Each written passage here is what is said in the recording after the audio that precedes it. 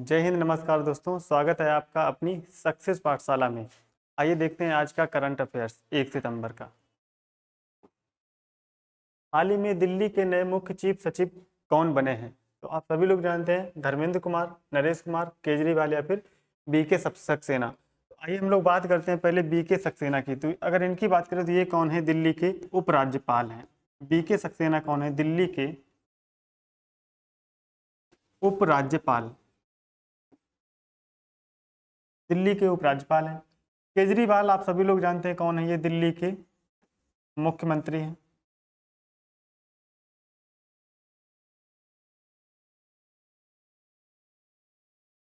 दिल्ली के मुख्यमंत्री हैं।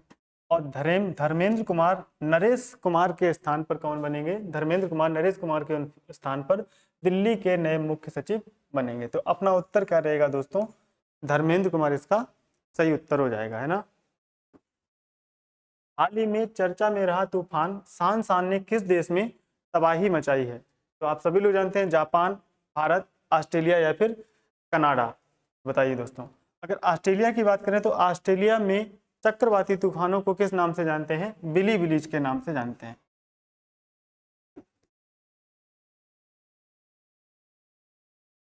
ऑस्ट्रेलिया में चक्रवाती तूफानों को बिली विलीज के नाम से जानते हैं। और भारत में चक्रवात ही कहा जाता है इनको। भारत में चक्रवात के नाम से ही जानते हैं। और जापान में सांसान नामक तूफान ने क्या मचाई? तबाही मचाई है। और इसके इसके कारण जापान में लगभग 125 लोग क्या हुए हैं? 125 लोग घायल हुए हैं एवं 6 लोगों की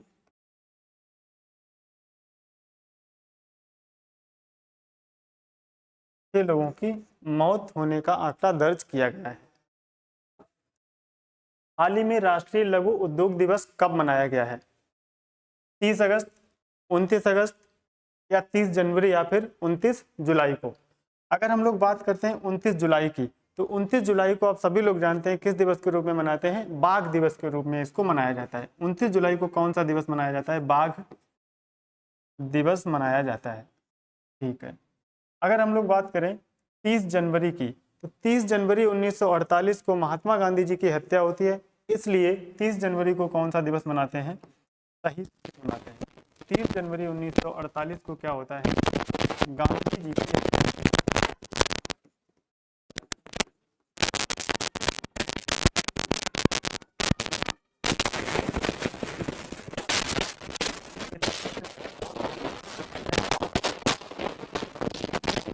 दिवस मनाया जाता है। कंफ्यूज होने की बात नहीं है। 23 मार्च 1931 को राजगुरु भगत सिंह को फांसी दी गई थी, इसलिए 23 मार्च को भी कौन सा दिवस मनाते हैं? शहीद दिवस। किस दिन भी कौन सा दिवस मनाते हैं? शहीद दिवस मनाया जाता है। ठीक है। 29 अगस्त की हम लोग बात करते हैं, तो 29 अगस्त 1905 को उत्तर प्रदेश के इलाहाबाद में मेजर ध्यानचंद जी का जन्म होता है। 30 अगस्त 1905 को किसका जन्म हुआ? मेजर ध्यानचंद। पहले इनका नाम ध्यान सिंह था। इसके बाद में इनके साथियों ने चांद की रोशनी में ये क्या किया करते थे? हॉकी की प्रैक्टिस किया करते थे, इसलिए इनके साथियों ने इनका नाम क्या रख दिया? ध्यान सिंह से ध्यानचंद इनको कहा जाने लगा। ध्यानचंद का यहाँ पर क्या हुआ? जन्म होता है। और इनको हॉकी का जादूगर कहा जाता है। क्या कहते हैं इनको? हॉकी का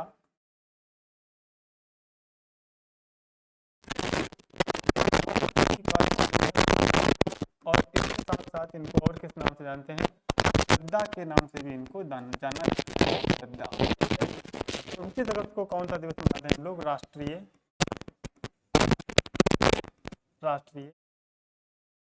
खेल दिवस मनाया जाता है। 29 अगस्त को कौन सा दिवस मनाते हैं दोस्तों?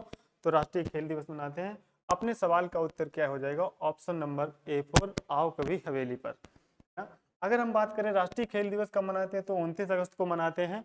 और अगर आपसे कभी ये पूछा जाए अंतरराष्ट्रीय खेल दिवस हाल ही में कब मनाया गया है, तो 11 जून को अंतरराष्ट्रीय खेल दिवस पहली बार मनाया गया। कितनी तारीख को? 11 जून को, 11 जून 2024 को पहली बार अंतरराष्ट्रीय खेल दिवस मनाया गया?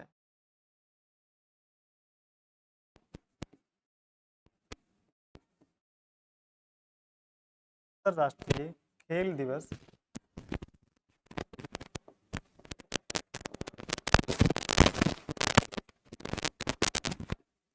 मनाया गया। और 25 मई 2024 को पहली बार फुटबॉल दिवस भी मनाया गया, ये भी आपको याद रखना है।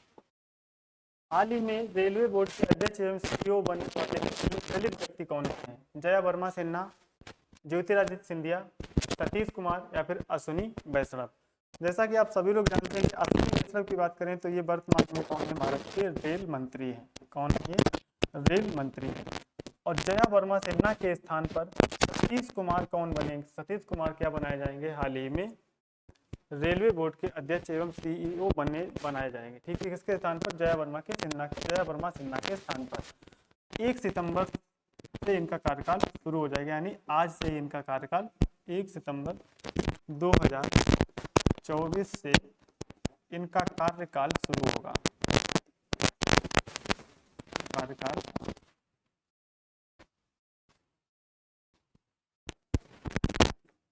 का कार्यकाल क्या हो जाएगा दोस्तों? शुरू हो जाएगा। ठीक है, आपको ये बताना है कि ज्योतिरादित्य सिंधिया वर्तमान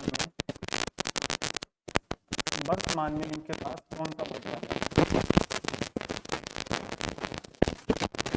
वर्तमान में कौन सा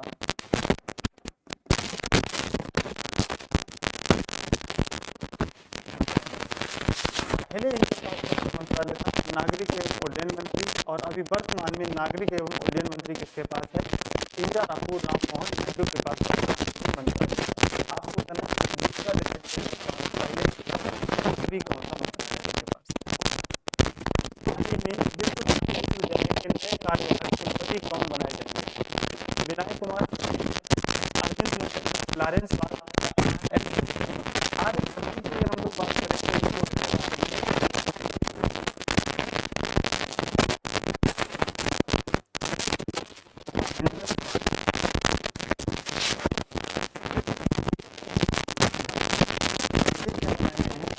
आज में इनको क्या बनाया गया?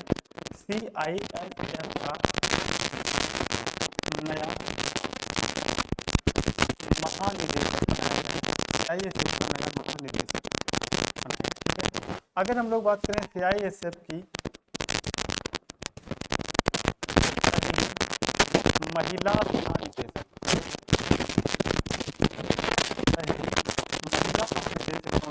तो आप सभी लोग जानते हैं CISF महिला महानिदेशक कौन थी? IPS नीला गुप्ता।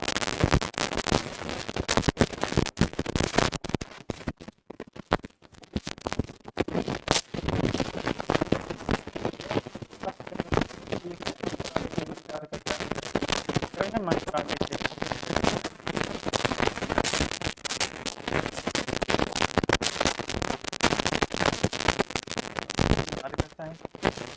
की स्थापना की अगर हम लोग बात करें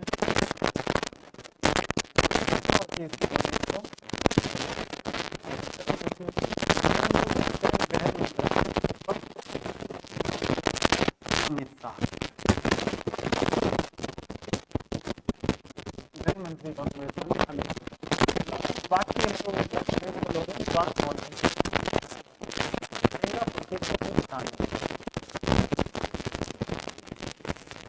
सिंगापुर से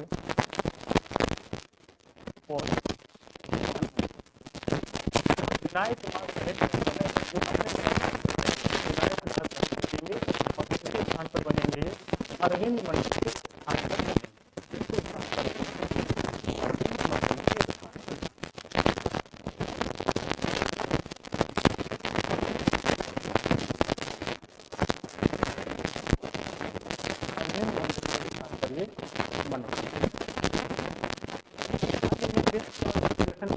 नगर पालिका को किस देश का पहला स्वास्थ्य शहर घोषित किया है? भारत, नेपाल, पेरू और भूटान। अगर हम लोग भूटान और पेरू की बात करें तो ये भारत का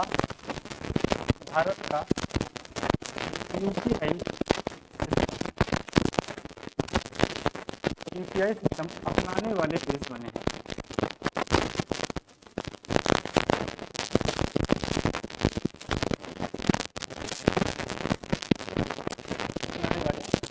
देश है, ठीक है।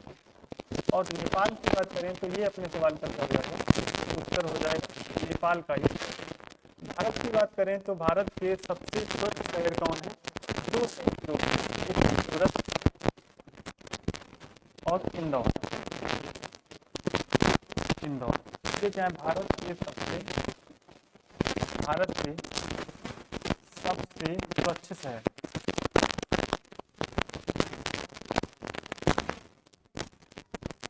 ये भारत के सबसे स्वच्छ शहर है।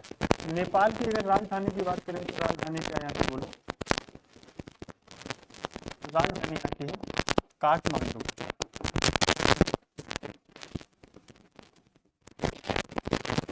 काठमांडू में किसका हेडक्वार्टर, सार्क का हेडक्वार्टर यहाँ पर, सार्क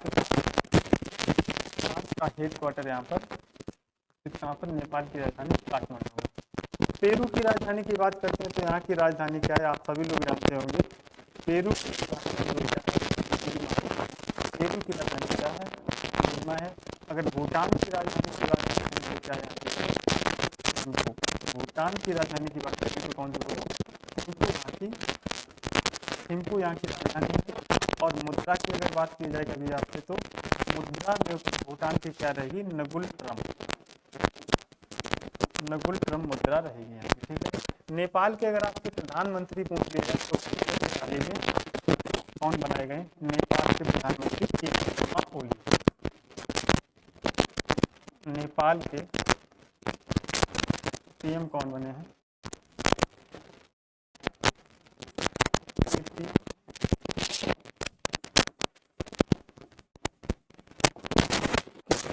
नेपाल के प्रधानमंत्री बनते हैं। हाल ही में मोदी जी ने 3 नई वंदे भारत एक्सप्रेस ट्रेनों की शुरुआत की है, जो किन शहरों के मध्य संचालित की जाएंगी, मदुरै से बेंगलुरु या फिर चेन्नई से नागरकोइल या मेरठ से लखनऊ या उपरोक्त सभी। तो अपने सवाल का उत्तर रहेगा मेरठ से लखनऊ, चेन्नई से नागरकोइल और मदुरै से बेंगलुरु 3 नई ट्रेनें वंदे भारत का शुरुआत की है, किसने, नरेंद्र मोदी जी ने। और तीनों ही आपके सामने इसलिए अपने सवाल का उत्तर क्या होगा, सही होगा। उत्तर प्रदेश में मेरठ की और उत्तर प्रदेश में इससे पहले 6 वंदे भारत ट्रेनों का संचालन पहले से ही किया जा चुका है।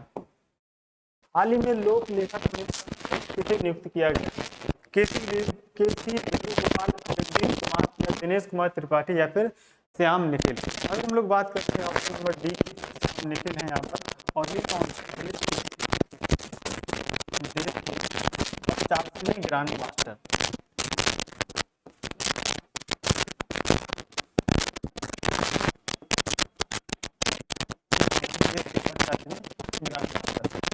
दिनेश कुमार त्रिपाठी की अगर बात करते हैं ये कौन है, नौसेना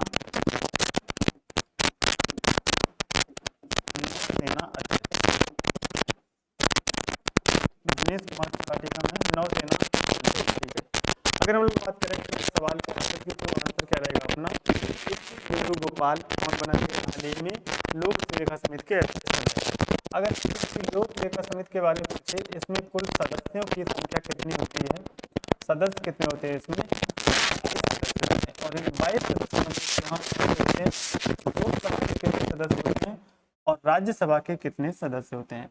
तो लोकसभा के यहाँ पर 15 सदस्य होते हैं और राज्यसभा के कितने सदस्य होते हैं, 7 सदस्य होते हैं। टोटल कितने सदस्य होते हैं बोलो, 22 सदस्य होते हैं, किसमें, लोक लेखा समिति में सदस्य होते हैं। हाल ही में T20 इंटरनेशनल मैच में लगातार 4 ओवर मेडन फेंक कर एशिया के पहले गेंदबाज कौन बन चुके हैं। अच्छा, तो अपने इस सवाल का उत्तर रहेगा आयुष शुक्ला। एशिया के तो ये पहले गेंदबाज बन चुके हैं और विश्व के तीसरे गेंदबाज हैं। एशिया के प्रथम हैं ये, ऐसा कारनामा करने वाले ये एशिया के प्रथम एवं विश्व के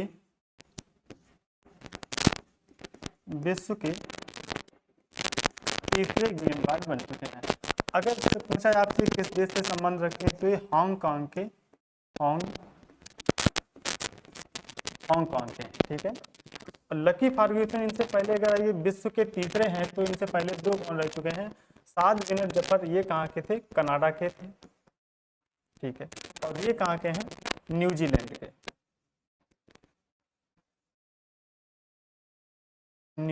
ठीक है। ताज जफर। आयुष शुक्ला ने ये कारनामा किसके खिलाफ किया है? मंगोलिया के खिलाफ ये कारनामा इन्होंने कर दिखाया हाल ही, मंगोलिया के खिलाफ। ठीक है, इस दौरान इन्होंने एक विकेट भी लिया है। ठीक है, 4 ओवर मेडन फेंके हैं इन्होंने, तो इस समय इन्होंने क्या लिया? एक विकेट भी लिया है,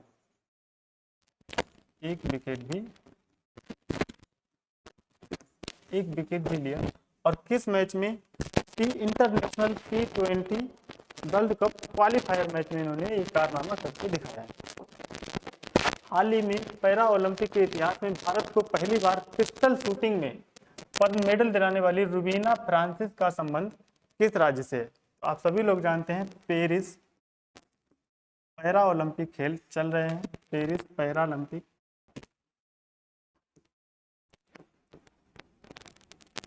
2024।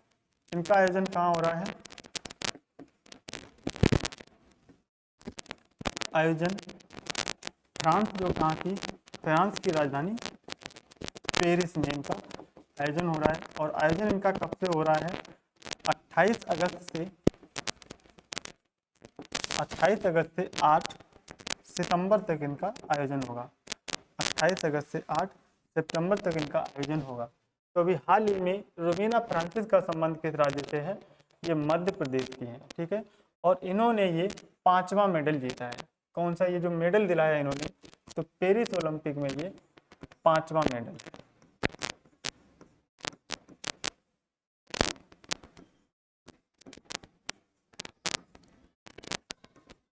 5वां मेडल है। कौन सा मेडल दिलाया इन्होंने? तो ये ब्रॉन्ज मेडल। कौन सा मेडल? Bronze medal. अच्छा, इसी में अवनी लेखरा ने कौन सा मेडल जीता है? अवनी लेखरा ने किसमें? शूटिंग में जीता। और कौन सा मेडल जीता लिया इन्होंने? इन्होंने स्वर्ण पदक दिलाया है, स्वर्ण पदक। किसमें? शूटिंग में। तो किसमें? 10 मीटर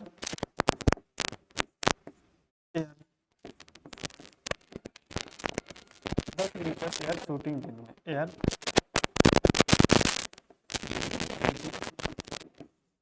रेंज में। अगर बात करें 5 मेडल यहाँ पर दिलाए जा चुके हैं, तो 5 कौन कौन से? इनमें से कौन कौन से हैं? एक गोल्ड है, एक गोल्ड और एक सिल्वर, और 3 क्या जीते जा चुके हैं? ब्रांज जीते जा चुके हैं। ठीक है, कौन कौन है? एक तो अवनी लेखरा हो गई, एक रुबीना फ्रांसिस हो गई, एक मोना अग्रवाल नाम आता है यहीं पर, एक मोना अग्रवाल, एक प्रीति पाल, और एक व्यक्ति कौन बने? पुरुष खिलाड़ी कौन से? तो आपको बताना है, पुरुष खिलाड़ी का नाम आपको यहाँ पर बताना है। कौन है? मनीष नरवाल। इन्होंने यहाँ पर सिल्वर मेडल जो जीता है वो किसने? मनीष नरवाल ने जीता है। तो ये रहे आज के आपके 10 क्वेश्चन। अपने दोस्तों के साथ में इस क्लास को शेयर कीजिएगा, चैनल को सब्सक्राइब कीजिएगा, लाइक कीजिएगा। मिलते हैं आपको अगली क्लास में, तब तक के लिए नमस्कार, जय हिंद।